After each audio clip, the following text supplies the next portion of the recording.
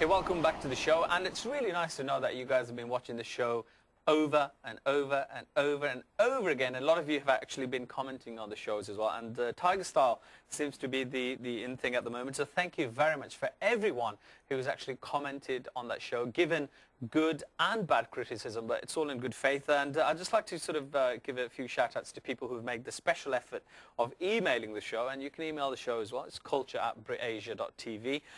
This has come from Raj, and he represents quite a few organizations, and basically just said, I need to pass on my thanks and from a number of organizations regarding the way you did the Tiger Style interview. So thank you very much. And the organizations that you've actually named is the Council of Sikh Gurdwaras from Birmingham, and Akal Organization, 5K Foundation, Guru Nanak Gurdwara Smedik, Sikh Community Forum, Guru Nanak Community Centre, British Organisation of Sikh Students. Raj, thank you so much, because it means so much to myself and to producers of the program, because, you know, it is a sensitive issue, and when you talk about these issues, it's always a worry for us to how people are going to react. So thank you so much for that.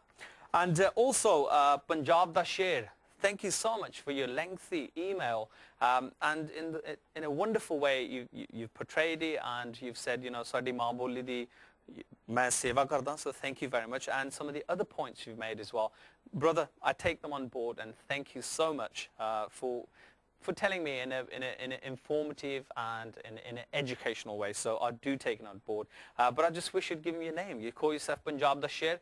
To you, Panjab da Sher, thank you very much. Right, this one I really like. Kidda Sukhi, how you doing? Heavy show, loving the interviews, and you loved the Tiger Style interview last week, and you said those guys are ripping for Glasgow, and showed that it's not all about London or down south. Glasgow's got talent too. And you've also said, you know, requested a track by Gurdas Maan, and you wanted to request Apna Punjab. I wish this was a request show, because then I could play whatever I wanted to play. But I'll pass you on to the producer of the show. Who knows, he might even play Apna Punjab in today's show for you. And that's come all the way from Rummy Rai. So Rummy, thank you very much. Also Harleen Sohal, thank you so much for your wonderful words. A couple of weeks ago, I think I was talking to Kuldeep Puriwal, and I had a topi on, and I said, my mom said, tere sir nu thand lagdi hai, tu topi pa ke rakhya kar, sweater pa ke rakhya kar, and she gave me my dad's sweater to wear. And I asked you whether I should wear that sweater or not, and you said, go ahead, wear the sweater, show us what it looks like, and you know, you said you'll have a break from your homework. So Harleen, next show, I promise.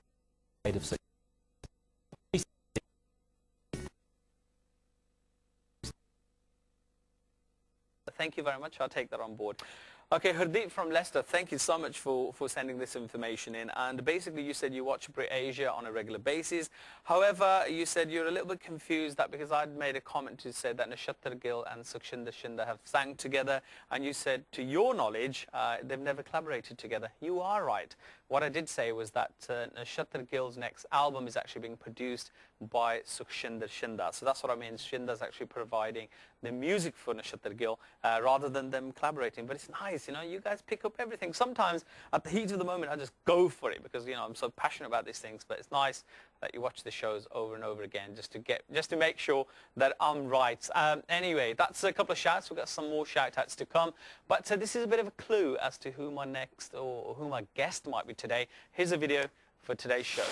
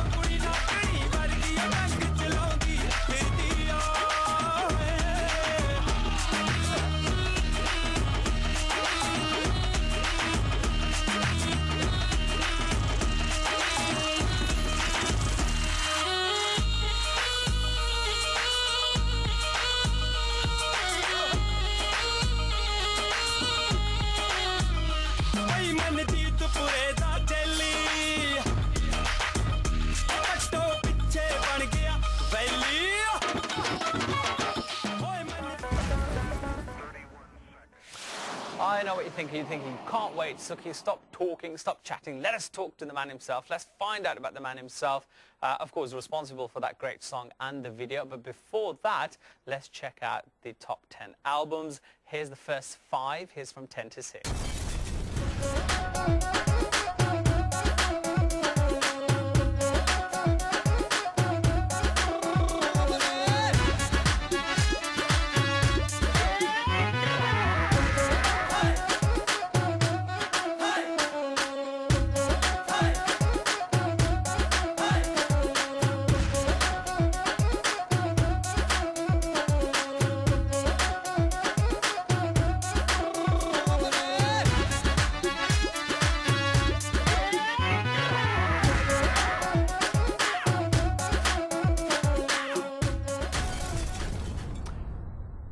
What do you think? Do they suit me? Do I look cool? But the problem is I can't actually see what I'm doing. Anyway, I think I better take them off because it's just to compliment my next guest. He's the one and only, you know, he's the leader in the Bhangra industry, if I can say that, and I'm sure a lot of people look up to him. I definitely met him, you know, good few years ago, and I've been looking forward to this day. Ladies and gentlemen, it's the one and only Mr. Panjabi MC. Paji, sat sri akal. G, I know. Lovely to see you. How are you? Yeah, nice. Pleasure to be here and meet you. And nice you got me in this little interrogation room. It's not interrogation, it's just chit-chat. Yeah, okay. But these don't suit me as much as they suit you. No, I got them from Dennis Taylor. Oh, no, special great. Design. So, yeah. Yeah, just tell the world it's yours. You told me he was into snooker and stuff, so I brought them through for you. It's great. How you enjoying the success story of Panjabi MC? I guess, yes, it's nice. It's good. It's good to be out there. I mean, I'm doing what I like to do, which is play tunes, go to shows, play tunes, produce music. I'm busy doing my thing, so I can't complain. I mean, you're having a celeb status now, aren't you? You're not just the normal guests I have, and you are the man of the Bhangra world, aren't you? Well, I mean, I guess like I spend a lot of my time in the studio, as you know. Yeah. And so, I mean, I don't get to see a lot of it, what's going on out there. So, I mean, I'm just doing my tracks in the lab, and that's it. But you were just saying, though, the Christmas special, like we're going to get my mum and dad in here, all my rest of dad, Christmas is here this year, and you're going to get the turkey. It's on me. It's on you. No turkey, saag, rotiya. Yeah, no turkey. No turkey. I think we're quite quick to adapt other people's traditions. What about living up with our tradition? Because near Christmas you have Lodi as well, don't you? Yeah. So we have a Lodi celebration around the fire. Yeah. I mean, it's all good, but you know, it's funny when you say that, because I'll tell you one thing that Sean said to me the other day. Is like, say 5 rivers, you know? How do we know how many rivers Punjab's got? Because it's called 5 rivers, you know? And if I said to you, how many rivers has England got? No, what would you say? 1, probably. One river? The Thames.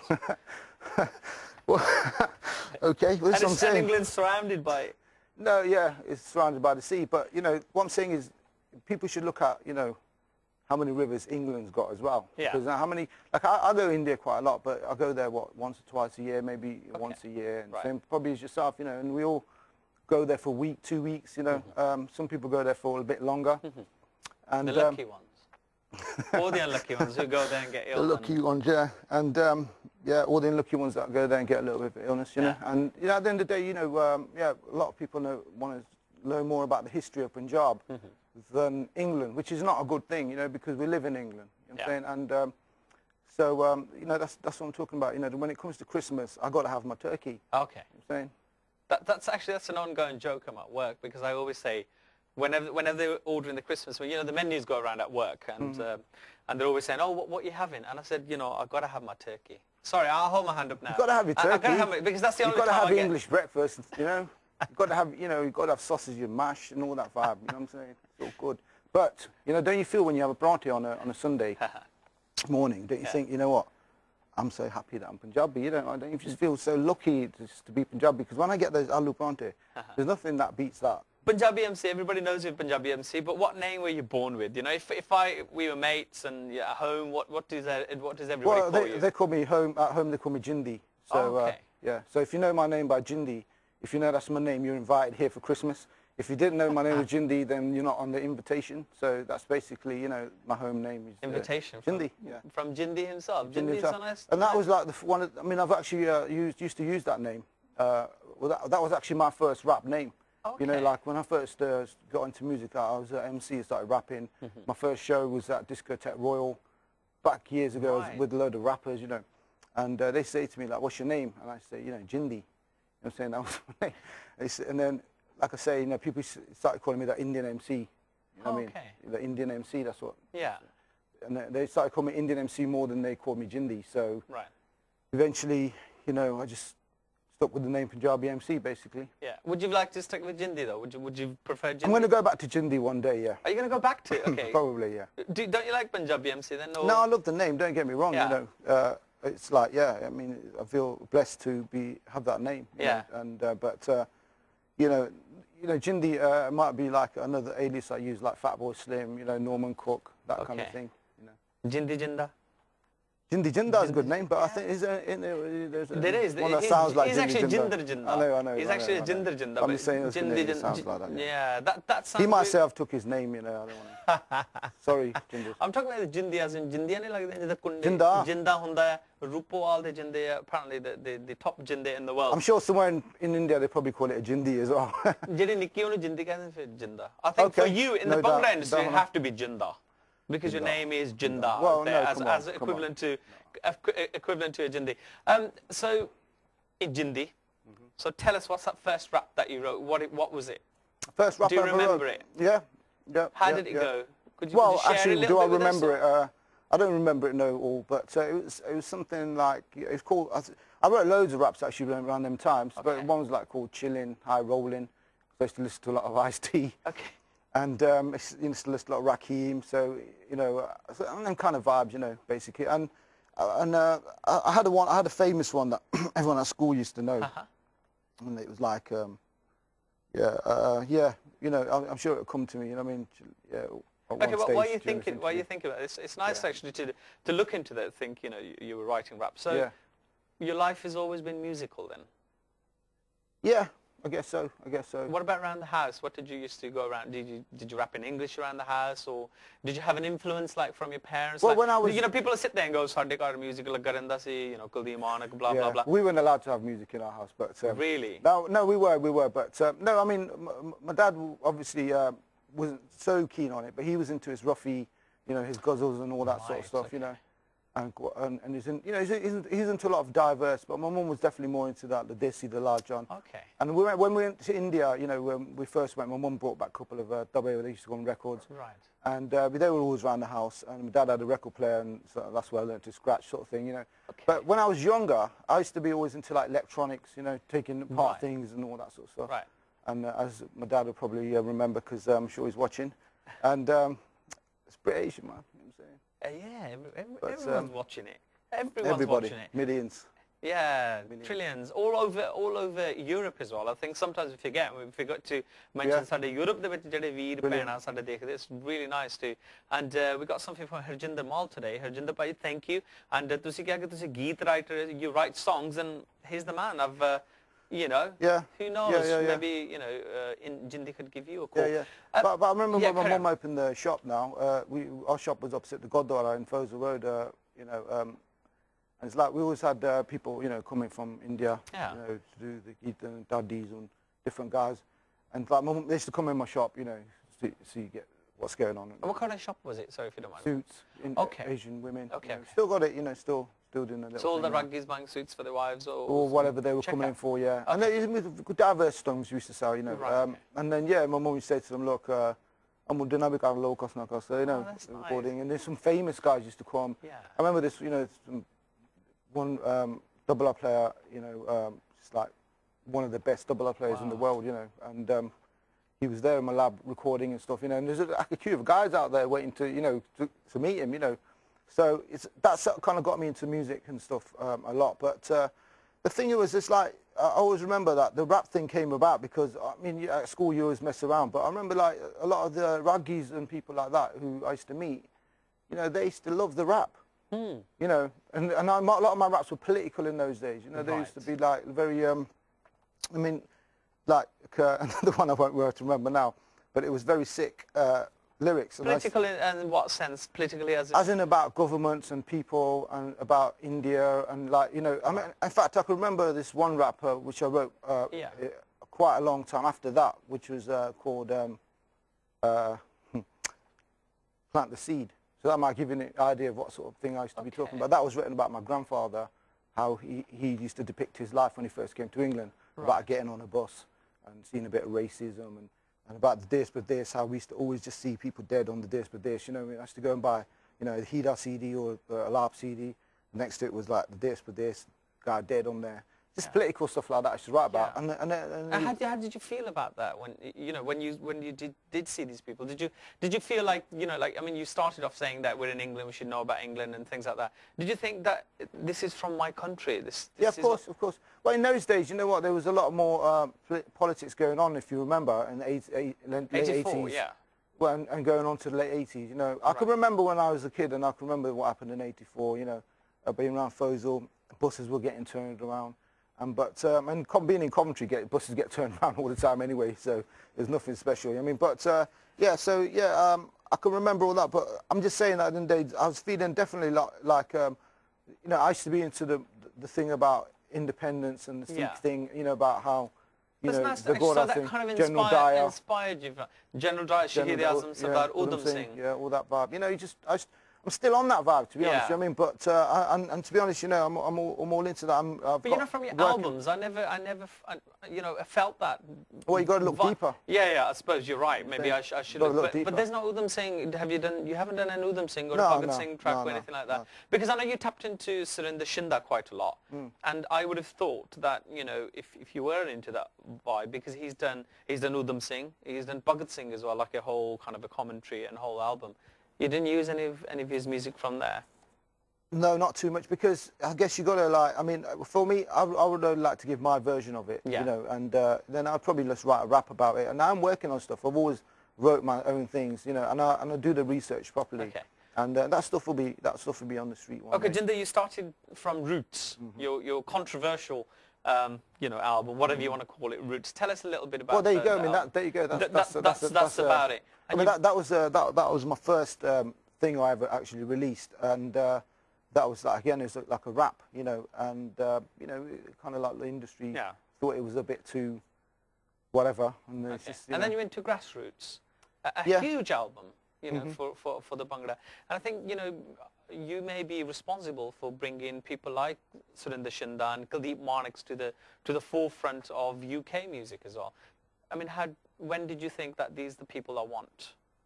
Well, like I say, my transition, when I used to rap, I started, I mean, I don't know if you can remember coming back in my lab in those days, what I used to do was just sample loads of bits from records, you know, like, so first I started making hip-hop breaks for me to rap on, so then I just wanted to sample a little bit of Double R or Doomby and stuff, so went to my mum's Large John collection and Marnet collection, whatever, just, you know, whatever. And I found that, like, the records were really good to sample, because they're split, you know. They used to copy basically Motown and stuff like that, and split the stereo field up. So yeah, I mean, I sampled a lot of that stuff up. And then, so I was using the Marnix tracks and the mixes I used to do, I was using them for years. Yeah. And I used to rap on them. But it got to a stage where then, you know, some people were saying, you know what, we love this track, but we don't like the bit where it cuts off and then you start rapping, you know. So I say, okay, well, you know, this is just guys on the street, you know. I remember, like, by this time I used to know a lot of people. Derby was one of my favourite places to go and hang out. Yeah. with some of the heaviest clicks, you know what I'm saying? Yeah. I mean, got to big up Derby, you know what I'm saying? Still the heaviest clicks. But anyway, yeah, and then, so I thought, okay, I'm going to put the whole track together with Marnock, you know, and I put about 15 tracks together. Yeah. With, and it, you know, it's like Gary Amalade, Lumbrani, all these original mixes I did, Yeah. which people that knew me, they were just like, you know what, they had them all, you know, in their cars. Yeah. And in the meantime, I was out there doing Sold Out, you know, and Sell Out and 100% Proof. And that's when Icky said, you know, came up to me and said that, you know what, in fact, you know what, 100% Proof, when that came out, you know, it was a situation where the industry was turning into like Bollywood. Yeah. You know, the Bhangra industry was going like into the Hindi thing. Yeah. And there was like people out there saying, you know, that, and it's unfortunate that happened because before that there was Hindi and Punjabi was just one big massive market. Wow. But then it sort of split, you know. Yeah. So yeah, that's when the 100% Proof situation happened, and then that's when Icky was saying to me, go and record. You can still record with Marnock and Shinda. You know, and these guys used to come in the studios, you know, they were in Planet, but Marnock was in Planet Studios, but no one wanted to record with him because they were saying that he's old hat now. Wow, that's quite, hold that thought for a moment. I'm in conversation with the one and only Punjabi MC, and we know his name is Jindi now. We'll be back after this break.